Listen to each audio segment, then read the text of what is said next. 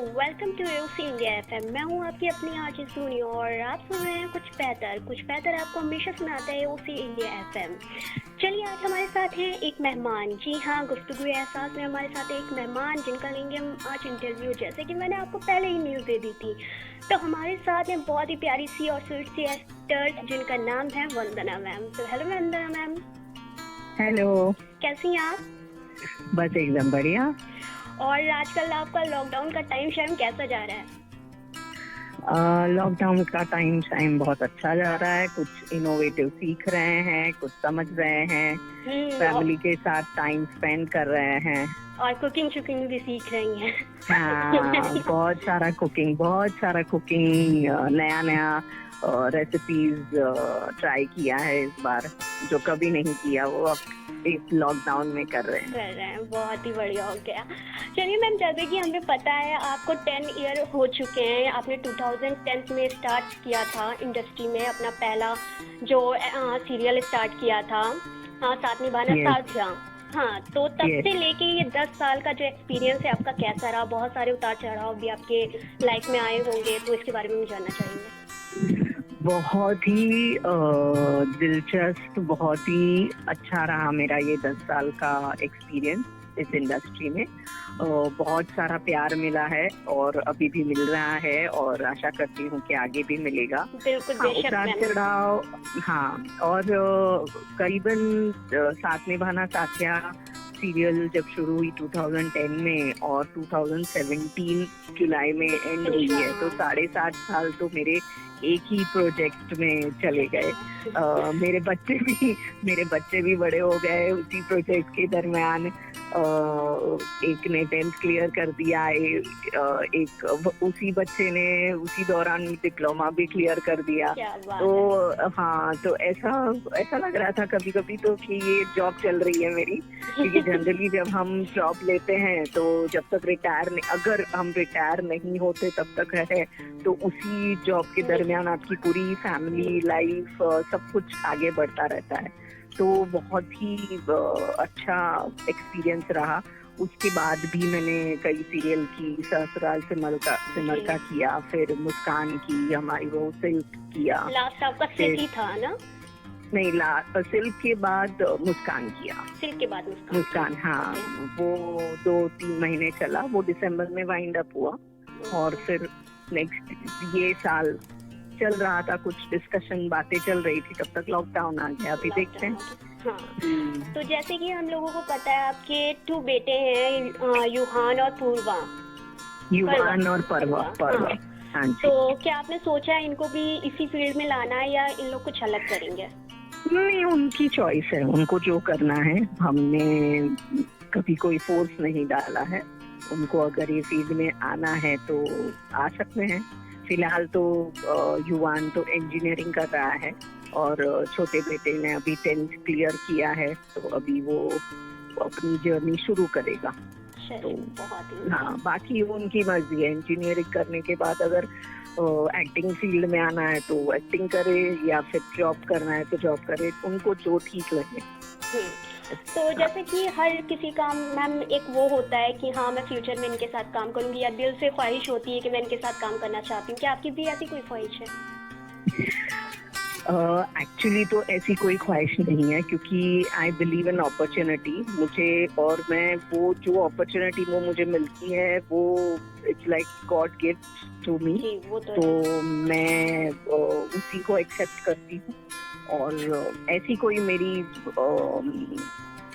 सोच नहीं है या विश नहीं है, अभी तो फिलहाल नहीं है, बिकॉज ऐसे उस बारे में मैंने कभी सोचा नहीं है। और जिन के साथ भी मैंने काम किया है वो बड़े लोग ही हैं, तो I am very blessed, I am very much blessed.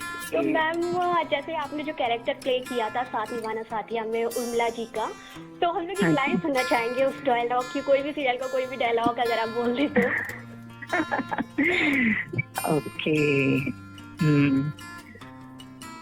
राशि बिकरा देखना, मैं ऐसी कलाकारी करूंगी कि ये बड़ी कागड़ी और छोटी कागड़ी बस देखती रह जाएगी। क्या बात है मैम, बहुत ही उम्दा, सच अ ब्रिलियंट। और ये बताइए, अच्छा ये साथी साथिया पे कोई ऐसा कुछ यादगार लम्हा जो आप अभी तक याद करती हैं, क्योंकि आपने सबसे ज्यादा टाइम जो स्पेंड किया है अपना वो उसी प्रोजेक्ट से किया है। बहुत सारे लम्हे हैं, बहुत सारे, बिकॉज हमारी टीम इतनी अच्छी हो गई थी और हम लोग इतने क्लोज हो गए थे कि एक नहीं बहुत सारे मोमेंट्स हैं हमारे लिए।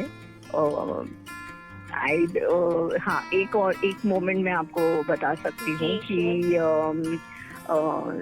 एक सीक्वेंस था जिसमें हमें ड्रामा करना था। तो उस ड्रामे में गोपी ने डिसाइड किया कि उर्मिला मामी मर जाएगी। तो आई रिमेम्बर कि मेरा मरने का सीन चल रहा है। अब मैं तो मर गई हूँ, तो लेटी हुई हूँ, तो सब जो आर्टिस्ट है वो जो मतलब मुझे हंसाने की कोशिश कर रहे हैं या फिर मेरी बॉडी के मतलब जैसे कट हुआ कि सब लोग आ गए और इंस्टा पे डालने के लिए सब लोग ऐसे रो रहे हैं और सब फेस बना रहे हैं और ऐसे इंस्टा पे मतलब सिचुएशन का फुल फायदा उठाया जा रहा है। और मैं हूँ कि मैं कुछ नहीं कर सकती क्योंकि मेरी आंखें बंद है, तो मैं आँख खोल भी नहीं सकती। तो वैसा ये लोग कर रहे थे और बहुत मजा आया था वो टाइम पे। तो that is very nice moment. और ऐसे तो बहुत सारे मोमेंट हैं, बहुत सारे हैं। अच्छा, क्योंकि मैंने कलाकारियां भी ऐसी की थी ना कि कुछ ना कुछ चलता ही रहता था। क्योंकि मैम जब हम लोग छोटे से थे, जब ये सीरियल चलता तो मैंने तो सारे एपिसोड देखे, सारे, मेरी फैमिली ने भी पूरे सारे, सबको बेहद पसंद था। और अभी भी जो रिपीट टेलीकास्ट आता है वो सब बैठ के सब आराम से देखती है फैमिली। हाँ। अच्छा, ये बताइए, जो जान सर और सिल्क मैम थी जिनके साथ आपका जो सिल्क सीरियल गया है, तो उनके साथ आपका एक्सपीरियंस कैसा रहा? उनके साथ भी बहुत अच्छा रहा। टचवुड, मैंने जिन लोगों से के साथ मैंने काम किया है ना, हम लोगों ने बहुत ही अच्छा टाइम स्पेंड किया है, बहुत अच्छी केमिस्ट्री हम लोगों की बन गई थी और बहुत मस्ती करते थे हम लोग सेट पे भी। और it was fun, like you know, पता ही नहीं चलता था कि कहाँ सीन खत्म हो गया, कहाँ पूरा दिन निकल जाता था। 12 घंटे निकालना is not a joke, but पता नहीं कहाँ निकल जाता था। अच्छा, जैसे हर किसी का ड्रीम होता है कि मैं बड़े होके ऐसा बनूंगा, वैसा बनूंगा, ये बनूंगी, तो आपका बचपन से ड्रीम था एक्टर बनने का या फिर कुछ और आपने पहले से सोच के रखा था? नहीं, मेरा कोई ड्रीम नहीं था कि मुझे एक्टर बनना है या ऐसा कभी सोचा ही नहीं था। हाँ, एक्टिंग करने का शौक था और मुझे एक्चुअली में तो मुझे होटल मैनेजमेंट में जाना था। वो मेरा एक ड्रीम था कि मुझे होटल में काम करना है। मतलब जैसे ये बड़ी होटल्स हैं, ताज है या फिर ओबरॉय, शेराटन है, ये सब में no at a higher post मुझे काम करना था। तो मैंने होटल मैनेजमेंट का कोर्स भी किया था, पर वो समहाउ उसके बाद कहीं क्लिक नहीं हुआ क्योंकि नाइट ड्यूटीज आई तो फिर फैमिली में थोड़ा प्रॉब्लम हो गया कि नहीं, नाइट ड्यूटी नहीं करना है। तो अभी होटल मैनेजमेंट हो या फिर ये सारी फील्ड में तो हमें नाइट शिफ्ट भी आती है, ऐसा कुछ नहीं है कि खाली आपको डे शिफ्ट करनी है। तो इसलिए फिर वो आइडिया थोड़ा ड्रॉप कर दिया हमने। और फिर बाय दैट टाइम कॉलेज में थे तो स्लोली मुझे पहले थिएटर के लिए अप्रोच आया कि आप थिएटर करेंगी, प्रोफेशनल गुजराती थिएटर, प्लेज। तो उसके लिए मैंने हाँ किया। फिर मैंने प्लेज शुरू किए। फिर प्लेज के साथ साथ फिर जब ये सीरियल आनी शुरू हुई तो समहाउ कहाँ ये रश्मि शर्मा के साथ क्लिक हो गया, ऑडिशंस दिए और क्लिक हो गया। तो बस वहीं से जर्नी शुरू हो गई। चले, बहुत ही उम्दा।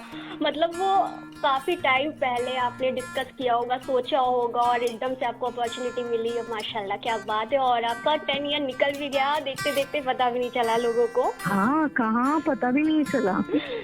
अच्छा मैम, जब मैंने सीरियल शुरू की थी तो सब लोगों को लगा कि बाप रे, मैं तो बहुत पुरानी आर्टिस्ट हूँ, मैंने बहुत सीरियल की हैं, but Saathiya was my first था। मुझे भी ऐसा ही लगता था जब हम लोग देखते थे कि मैं बहुत ही उम्दा कलाकार हैं, पहले से काफी कर चुकी होंगी, तब इतना अच्छा एक्सपीरियंस और इतनी अच्छी एक्टिंग करती हैं। मैंने मेरी एक्टिंग करियर में बहुत ब्रेक्स भी लिए हैं। जैसे शादी हुई तो शादी के बाद थिएटर करती थी और वो समय ऐसा था ना कि हमारे पास इतने कॉन्टैक्ट्स नहीं थे कि भाई सीरियल में कैसे आए, फिल्म में कैसे आए, बिकॉज हमारा कोई बैकग्राउंड नहीं था, फिल्मी बैकग्राउंड नहीं था, तो बहुत डिफिकल्ट होता था वो समय पे और उस टाइम पे कि कैसे कांटेक्ट करे। प्लस ये मोबाइल फोन भी नहीं थे कि जैसे अभी व्हाट्सएप पे ऑडिशन कॉल्स आ जाते हैं, मैसेज आ जाता है, फोन आ जाता है कि भाई आइए और ऑडिशन, ऐसा कुछ था ही नहीं।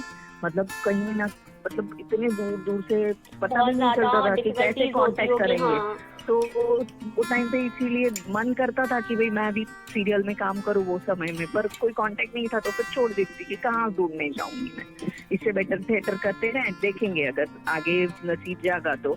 जब रश्मि शर्मा की राजा की आएगी बारात भी आई थी, सीरियल चल रही थी उनकी स्टार प्लस पे, तो वो भी मैं देखती थी, तब भी मैं सोचती थी कि ये लोग कैसे एंटर होते होंगे। तभी भी मुझे कोई कांटेक्ट नहीं था, कुछ नहीं था। फिर एक थिएटर में एक शो कर रही थी मैं, वो शो के दरमियान मुझे एक कलीग मिले, तो उन्होंने बोला कि Rashmi Sharma is doing audition for Gujarati background. बोला अच्छा, पर मैं सामने से जाके तो ऑडिशन नहीं दूंगी बाबा। हाँ, अगर मुझे मेल आईडी मिला तो I can send the photos. तो कहीं से पता नहीं दूसरे दिन मुझे किसी और फ्रेंड ने मेल आईडी दे दिया। तो ये है ना, एक कनेक्शन होता है, यूनिवर्स। हाँ, यूनिवर्स ने गॉड ने आपकी बात सुन ली और आपको कहीं और से मेल आईडी मिल गया। तो वो मेल में मैंने फिर फोटोज भेजे और यस, हाँ, अपॉर्चुनिटी जो आती है हम लोगों की लाइफ में, वो ऐसी कभी कभी बताए दस्तक दे देती थी, और जो आती है ना उसे ग्रैब कर लेना चाहिए, फिर दो बार सोचना नहीं चाहिए। डबल माइंड हुआ ना तो फिर वो चली गई, फिर दूसरी कब आएगी वो आपको नहीं पता। जी बेशक। तो मैम अभी जैसे कि न्यूज में आया था थोड़े टाइम पहले, एक रूमर्स हो रहा था आपके बारे में कि राखी वगैरह के बारे में कुछ बातें हो रही थी, उसकी वीडियोस वायरल हुई थी। हाँ जी, ये सही है कि मैंने Rakhi, this is my creative side of, मतलब मैं थोड़ा क्रिएटिव भी हूँ। हाँ जी, मैंने खुद बनाई थी। और लॉकडाउन के समय में सोचा कि क्या करे, कुछ तो करना है, कहीं से कुछ तो थोड़ा डिफरेंट एक जरिया भी मिले और कुछ अलग भी करना है। क्योंकि जब आप सीरियल करते हो तो आपको, अगर वो चल जाती है तो आपको उसमें से समय नहीं मिलता, आप सिर्फ वही करते हो और कुछ करने का आपको समय नहीं मिलता, क्योंकि जो थोड़ा समय मिलता है आपको, वो फिर आपको फैमिली को देना पड़ता है। तो ये लॉकडाउन का फायदा उठा के मैंने सोचा चलो एक क्रिएटिव साइड जो मेरी है उससे थोड़ा एनहांस करूं, और इसलिए मैंने हैंडमेड राखी बनाई। पहले मैंने सोचा था कि मैं सिर्फ अपने भाइयों के लिए बनाऊंगी, फिर मैंने सोचा चलो ना गिव दूसरों को भी ये मौका मिले। तो with my knowledge of numerology and this my handmade rakhi, I made a combination of prosperity abundance for everybody's brother, सबके भाइयों के लिए या फिर भाभीियों के लिए। अभी तो जिनके भाई नहीं होते वो फादर को भी राखी बांधते हैं। तो मुझे तो ये एक अलग सा कॉम्बिनेशन मैंने सोचा और बहुत ही अच्छा रिस्पॉन्स मुझे मिला, and I am really enjoying it. और इनफैक्ट मुझे अभी तक मुझे ऑर्डर्स आ रहे हैं और मैं बना के दे रही हूँ कि चलो ठीक है, राखी चली गई है पर इट्स ओके। अच्छा मैम, आपकी ये एक्टिंग और इन सब के अलावा कुछ अलग हॉबीज जो आपको बहुत पसंद हो? यही देखिए, जैसे मैं हैंडमेड चीजें बनाती हूँ, तो ये राखी है। अभी गणपति आएंगे तो गणपति में पूरा डेकोरेशन हम लोग मिल सकते हैं। फिर नवरात्रि में जो हमारे यहाँ पे खट स्थापना होती है, तो वो जो खट होता है ना, वो मैं कच्चा लेकर आती हूँ और मैं अपने हिसाब से पूरा डेकोरेट करती हूँ। तो all these things I really love, मुझे बहुत मजा आता है और एक माइंड फ्रेश हो जाता है, और हमारा जो क्रिएटिव दिमाग जो मरा हुआ होता है ना, वो और क्रिएटिव होने लगता है। इसीलिए कहा जाता है कि अगर आप कोई चीज की कोशिश करते हैं तो दिमाग और ज्यादा बढ़ता है, हीरा ही की तरह होता है, घिसना पड़ता है उसको। हाँ जी, हाँ, इसलिए। और मैम, आपकी जो बच्चे हैं, आपकी जो फैमिली है, आपके हस्बैंड है, उनके साथ कोई ऐसा यादगार मोमेंट जो आप बार बार याद करती हैं या अभी भी याद आता हो आपको? ऐसे तो बहुत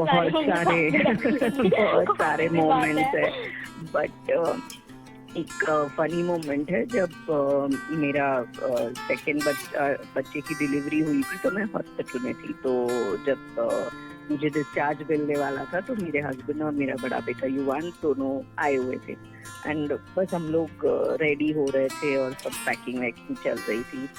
तो मेरे हस्बैंड ने ऐसे, वो टाइम पे तो कार्ड जितने यूज नहीं होते थे तो कैश ही देना था, तो मेरे हस्बैंड ने ऐसे कैश निकाल के वो गिने और मेरे बड़े बेटे को बोला कि जाके काउंटर पे ये दे दे, because it was a small nursing home, तो there was no, it was not a huge hospital कि भाई प्रॉब्लम होगा। तो वो कि चल मेरे साथ, तो वो भी गए वहां पे और वो पीछे ऐसे खड़े थे और उसको युवान को दिया।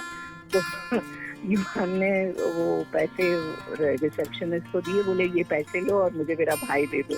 मतलब फीलिंग वाज लाइक कि उसे ऐसा लग रहा था कि जब हमने खरीदा जाता बिकॉज वो छोटा था ना, it was only like 4 years old or something।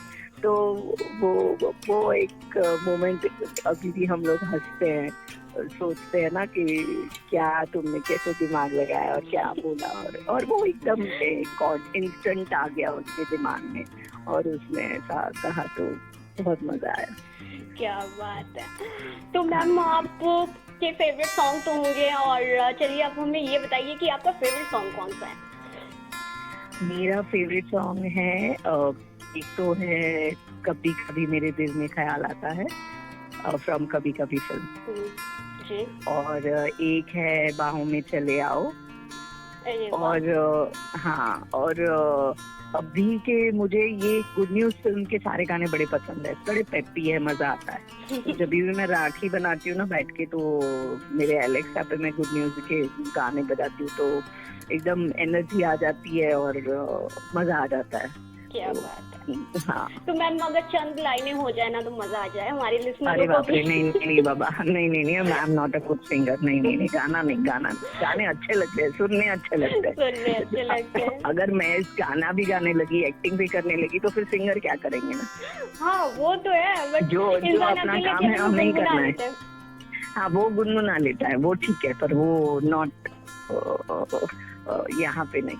चलिए ठीक है, कोई बात नहीं। मैम आपसे बात करके मैं बहुत ही अच्छा लगा और हमारे लिसनरों को भी बहुत ही अच्छा लगा होगा। चलते सुनते हैं हम मैम का फेवरेट ट्रैक, और ट्रैक के उस पर मिलते हैं हम आपको फिर से एक बार।